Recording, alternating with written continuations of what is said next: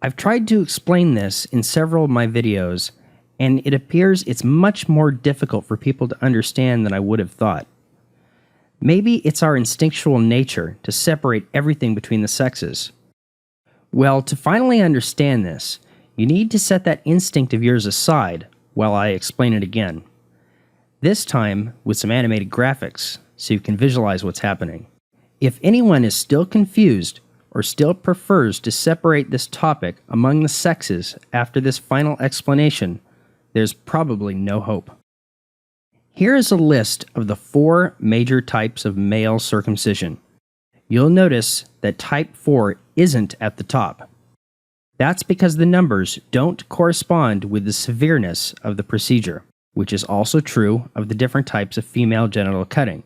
Nonetheless, I'm going to put the procedures in order from the least severe on the bottom to the most severe on top.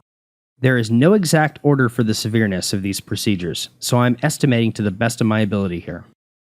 Now, let's make some room to insert the various forms of female genital cutting. You should immediately notice that not all types of female genital cutting are at the top of the list, and not all types of male circumcision are at the bottom.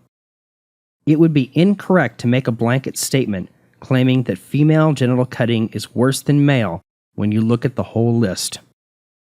Seeing an order of the severity brings clarity to the issue, and we can finally see why this blanket statement fails.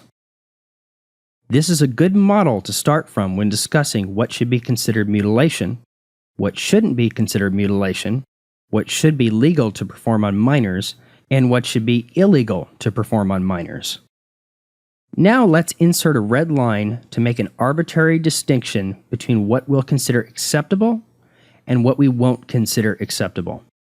Depending on your position, you might raise this line, or you might place it lower. Personally, when discussing whether we should allow some of these to be forced on minors, I would put the bar here, at the bottom. But you may not agree.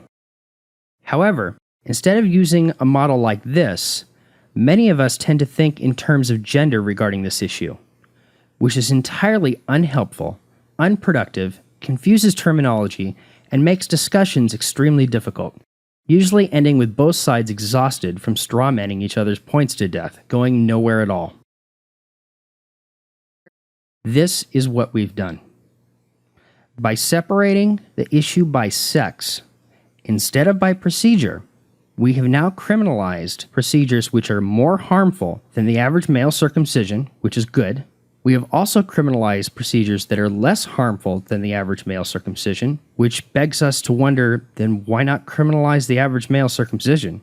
We've also not criminalized some procedures that are more harmful than the average male circumcision, simply because we prefer to divide by gender instead of by procedure. All the while, we've built a foundation of sexism directly into the law itself. Is this finally starting to make sense? Nobody is comparing type 2 male circumcision to type 3 female circumcision. That's a straw man argument, plain and simple. Please, do not assume anyone is doing this. It's a waste of time and it gets us nowhere. Here's how a standard argument usually goes when the topic of genital mutilation comes up. Hey, did you hear that the American Academy of Pediatrics is suggesting that doctors be allowed to perform a type of female circumcision on minors? That's terrible. I'm against all forms of female circumcision, period. If you're against all forms of female circumcision, why aren't you against all forms of male circumcision? You can't compare the two. Female circumcision does far more damage than male circumcision does. No, it's not that simple. The type of female circumcision the AAP is considering is less invasive than male circumcision. I'm not listening to this. You're minimizing female circumcision, and I find that disgusting. So where did this get us? Nowhere. Strawman arguments are a waste of time. Not only is it a waste of time, but strawman arguments spread, and before you know it, there are many claiming there is a group of people making an argument they aren't even making. However, if we understood each other, we probably wouldn't be arguing at all.